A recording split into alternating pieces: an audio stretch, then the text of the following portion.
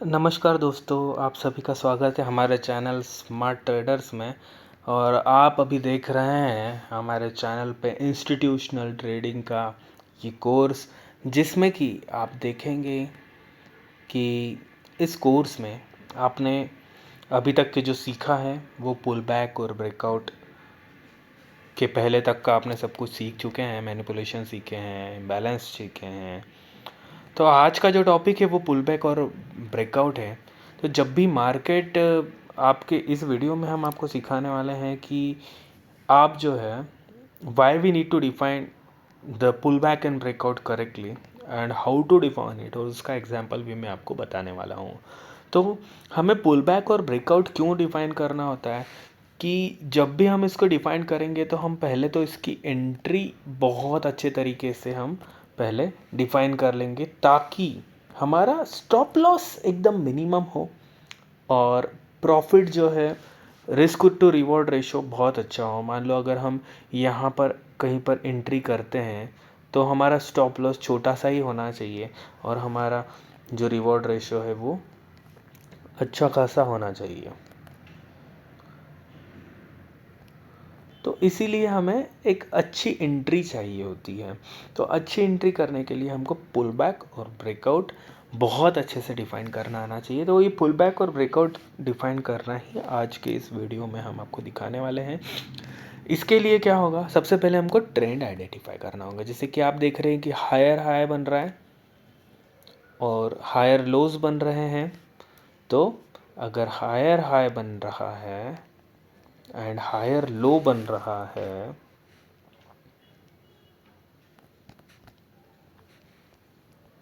तो ये क्या होता है, एक निशानी होती है कि ये एक अप ट्रेंड है।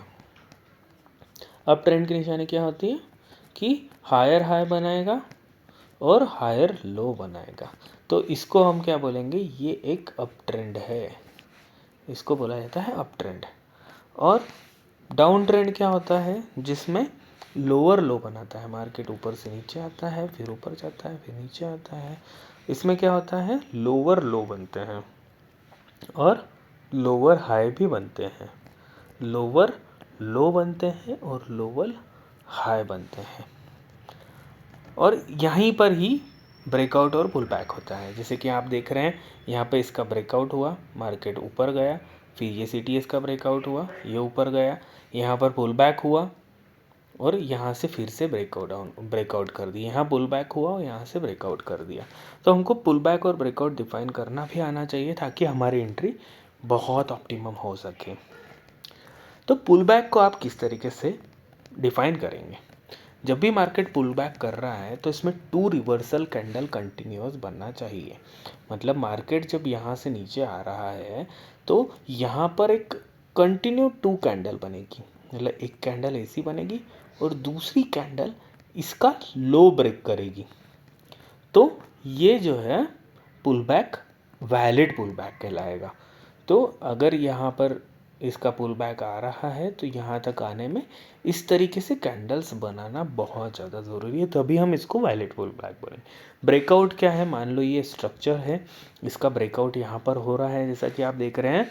तो ब्रेकआउट के लिए क्या होगा, 2 कैंडल्स, ये पहली कैंडल हो गई और दूसरी कैंडल इसका हाई ब्रेक करके यहाँ क्लोजिंग देना चाहिए। मतलब क्लोजिंग जो है ऊपर होना चाहिए। पहले वाले कैंडल की क्लोजिंग यहाँ हुई है तो दूसरे की यहाँ हो रही है, मतलब ये इससे ऊपर है। ठीक है, ठीक है दोस्तों, समझ में आ गया आपको ये बात। तो इसी को ही प्रॉपर ब्रेकआउट बोलते हैं। और इसके अंदर क्या है, दोनों candles, first candle is not a range और पिन बार कैंडल जैसा कि लिखा हुआ है।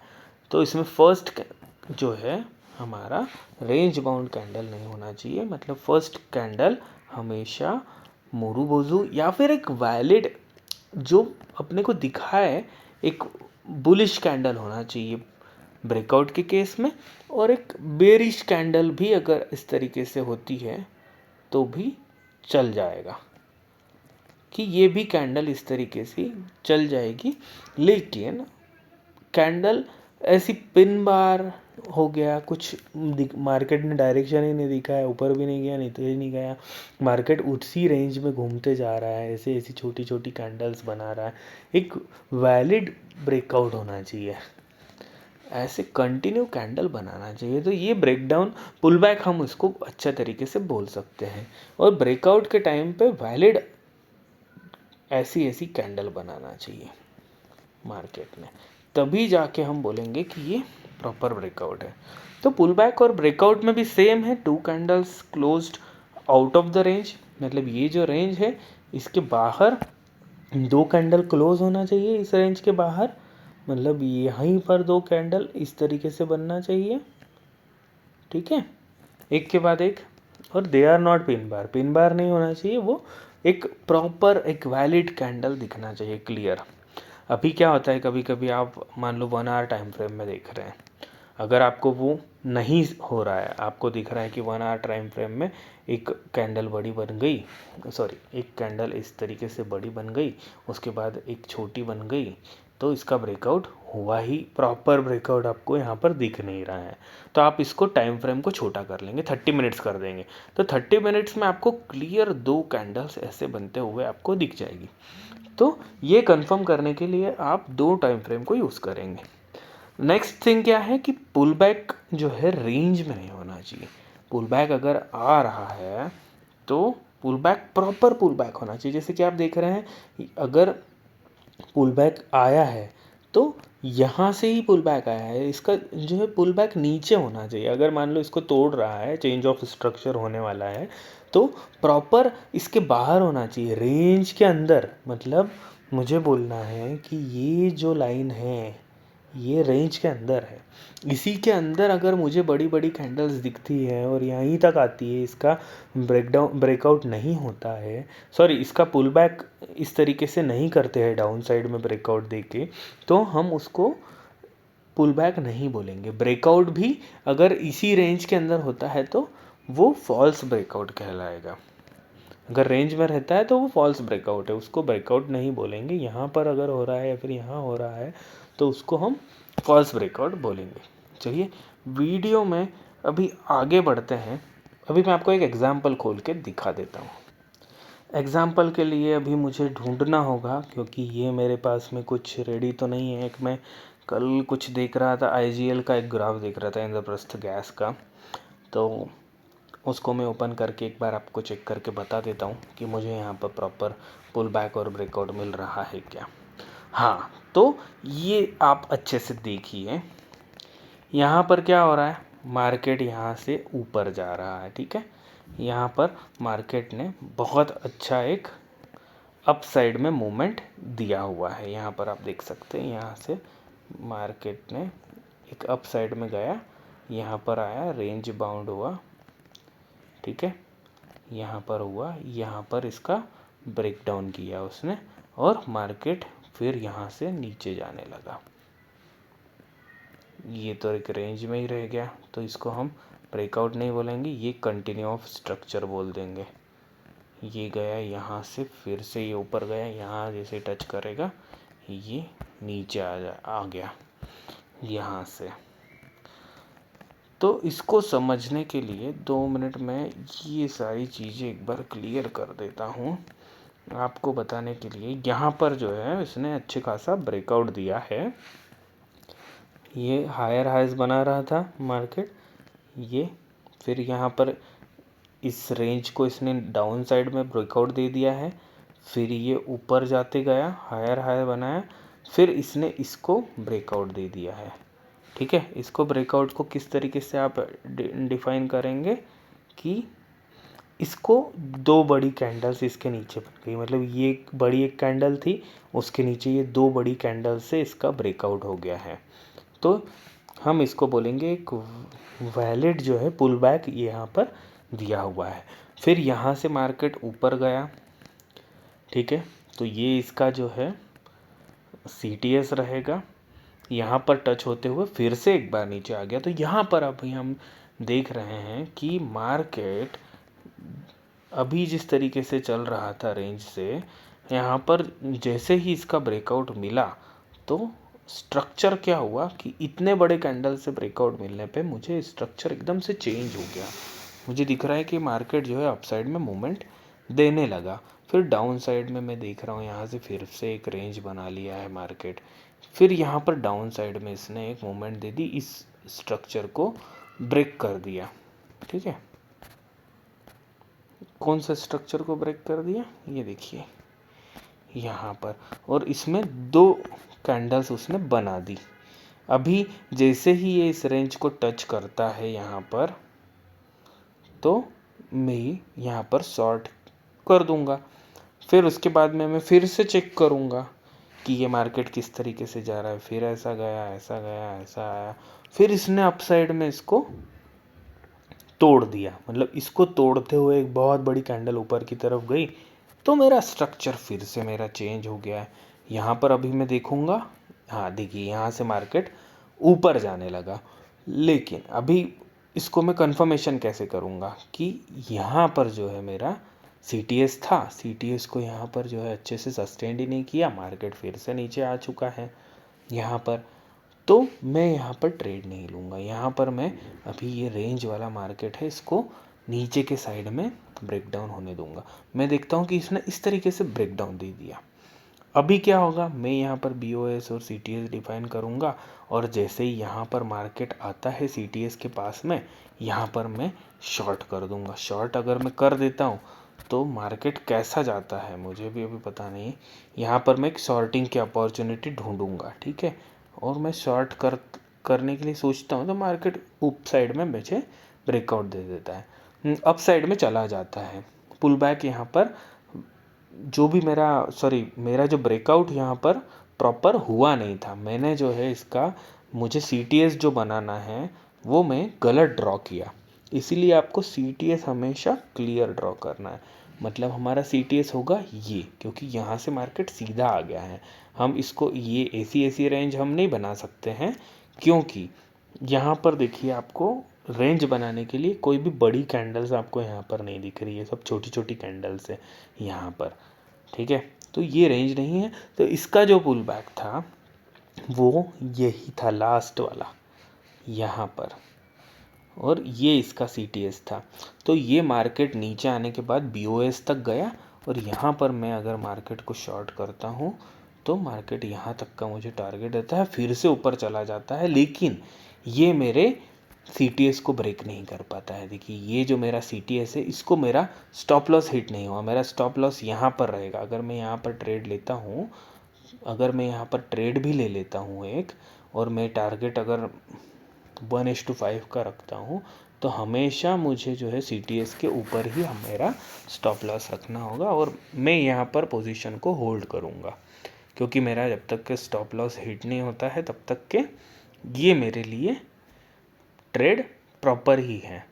और इसने यहाँ पर अगर मैं देखता हूँ कि इसको जो ब्रेकआउट अपसाइड में प्रॉपर दिया नहीं है, देख सकते हैं यहाँ पर जो है एक कैंडल यहीं पर क्लोज हो गया, दूसरा कैंडल तो एक रेड कलर का कैंडल बन गया।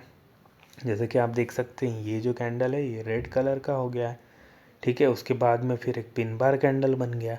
मतलब मैं यहाँ से ट्रेड से बाहर नहीं निकलने वाला हूँ। अभी मैं ट्रेड को होल्ड करूँगा, और होल्ड करने के बाद में क्या देखता हूँ मैं, कंटिन्यू मेरा स्ट्रक्चर यहाँ तक के मुझे लेके आता है। और यहाँ भी अगर मैं एग्ज़िट नहीं करता हूँ तो देखिए अभी मार्केट ऊपर जा रहा है इस रेंज को। ये जो हमारा लास्ट जो BOS था, यहाँ पर BOS CTS बनाया है उसने। रियल चार्ट में BOS CTS ऐसे ही बनते हैं दोस्तों। आपको कभी भी BOS CTS ऐसा नहीं दिखेगा, जैसा कि मैंने आपको सीखने के लिए बताया था। रियल चार्ट में जब भी आप BOS CTS बनाएंगे वो इसी तरीके से आपको दिखने वाले हैं।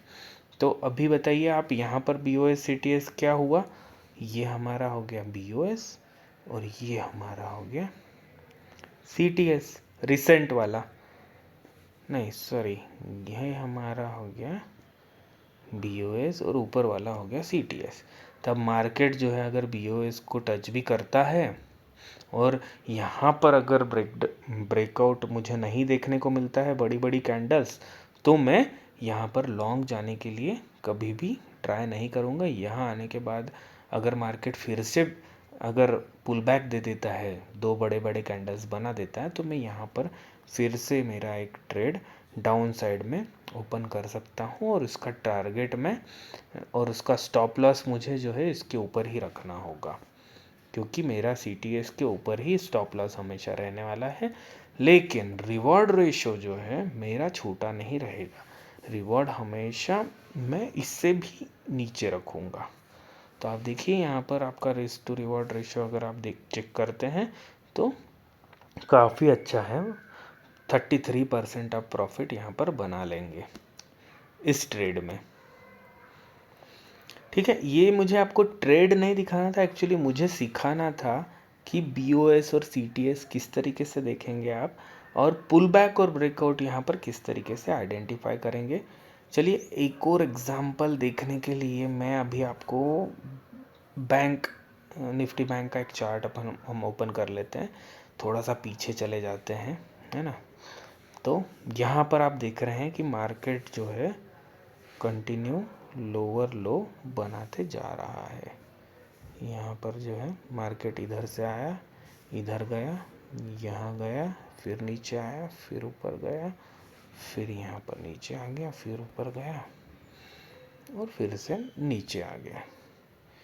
ठीक है, अभी यहाँ पर BOS CTS क्या करेंगे आप, ये इसका हो गया CTS, ये इसका हो गया BOS। अभी यहाँ पर हम चेक करेंगे कि इसको तो अभी इसने डाउन साइड में यहाँ पर ब्रेक किया ही नहीं है, ये भी हमारा ऊपर नहीं गया है। लेकिन जब यहाँ पर मैं देख रहा हूँ तो ये बहुत बड़ी कैंडल बनी और यहाँ पर गैप डाउन ओपनिंग हो गया। गैप डाउन ओपनिंग होते से ही मतलब मैं इसको कैंडल कंसिडर करूँगा, और यहाँ पर गैप डाउन हुआ, फिर मैं इसको रिटेस्ट करने के लिए मार्केट जब आएगा तब यहाँ पर मैं शॉर्ट पोजीशन बना दूँगा और मैं देखूँगा हाँ ये मेरा इतना टारगेट रख के मैं करूँगा तो मुझे देखिए ये टारगेट अचीव हो गया। इसके बाद भी मार्केट अगर ऊपर जाता है तो मेरे BOS को ही ब्रेक नहीं कर पा रहा है ये। ठीक है, ये मेरा CTS को ब्रेक नहीं कर पा रहा है, ये मेरा तो BOS यहाँ पर रहेगा और मेरा हमेशा टारगेट BOS के नीचे ही रहेगा।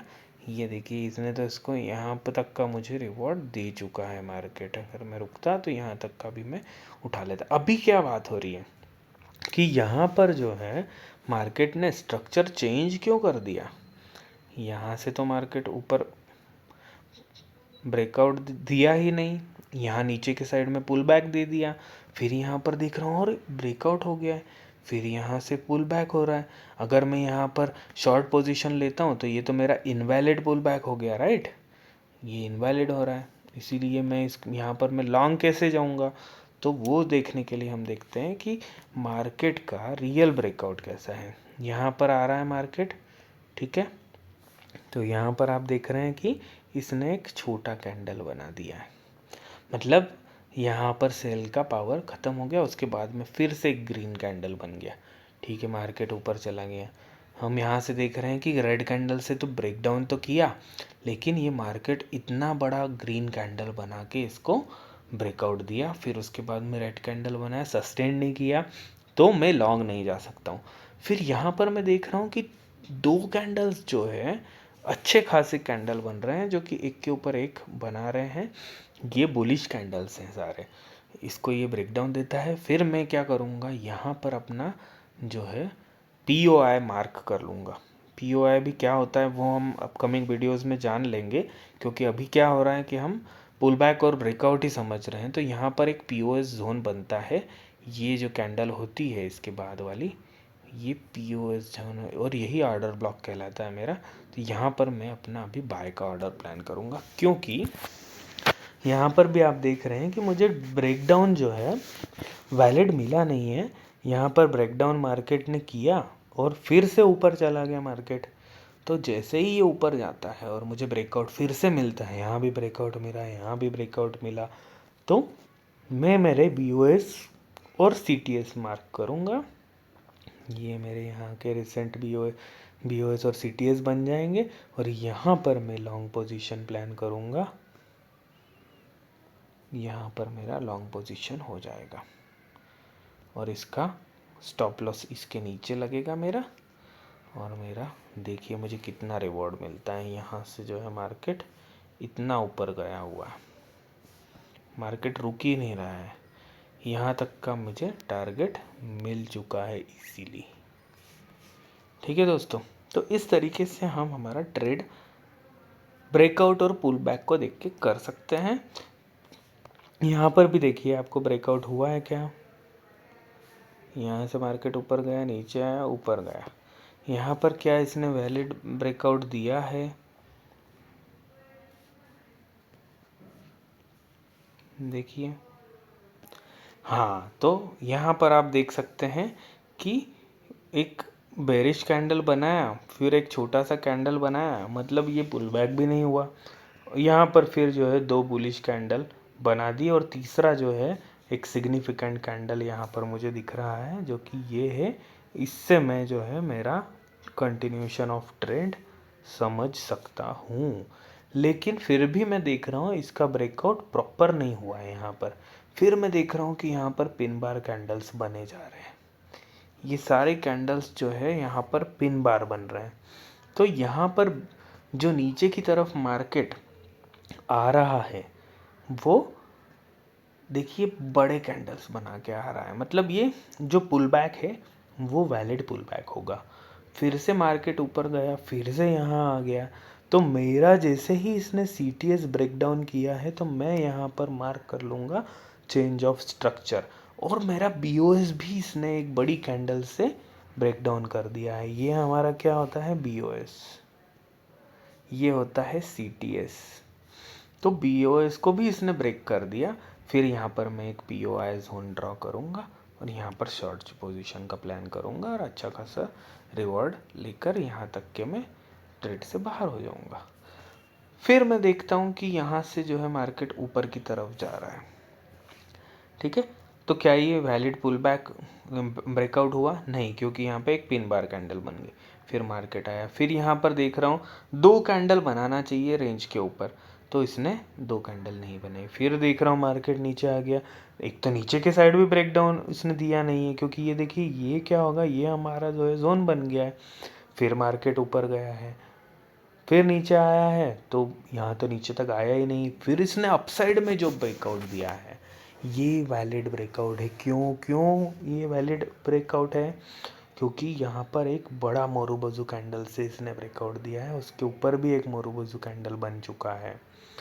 तो अभी हम यहाँ पर देखेंगे मार्केट इतना बड़ा रैली हमको अपसाइड में यहाँ से दे देता है। जब वैलिड ब्रेकआउट हुआ है तब उसने अच्छा खासा रैली दिया है। अभी यहाँ पर देखिए मार्केट तो आपको ग्रीन, मतलब ऑलरेडी ये पास्ट में हो चुका है, इसलिए हमको मार्केट जो है नीचे आते हुए दिख रहा है। लेकिन नीचे आने के पहले मार्केट ने क्या किया, मार्केट ने यहाँ पर पिन बार कैंडल बनाए। देखिए ये पिन बार कैंडल है सारे, मतलब यहाँ पर अभी जो ब्रेकआउट हुआ था, लेकिन यहाँ पर एक पुल बैक आ गया, उसके बाद में एक रेड कैंडल बन गई, मतलब हम यहाँ अपने ट्रेड से बाहर हो चुके होंगे। अब हम इस ट्रेड में नहीं रुकने वाले। फिर देखते हैं कि यहाँ पर पुल बैक आ गया, एक वैलिड पुल बैक। देखिए एक के बाद एक जो 2 कैंडल्स ने यहाँ पर आपको यहाँ पर पुल बैक दिया है। फिर वहाँ से नीचे आए, हम देख रहे हैं कि हमारा ये जो है एक BOS था, ये यहाँ पर हमारा मार्क हो जाएगा BOS, ये बन जाएगा हमारा CTS। तो यहाँ पर इसका ब्रेकडाउन हो गया है, देखिए डाउन साइड में। और ये बड़े बड़े कैंडल्स है, जहाँ यहाँ पर आपको गैप दिख रहा है, यहाँ आप इसको एक बड़ा रेड कैंडल कंसिडर करेंगे। ठीक है, क्योंकि ये डाउन साइड में जा रहा है इसलिए बड़ा रेड कैंडल है।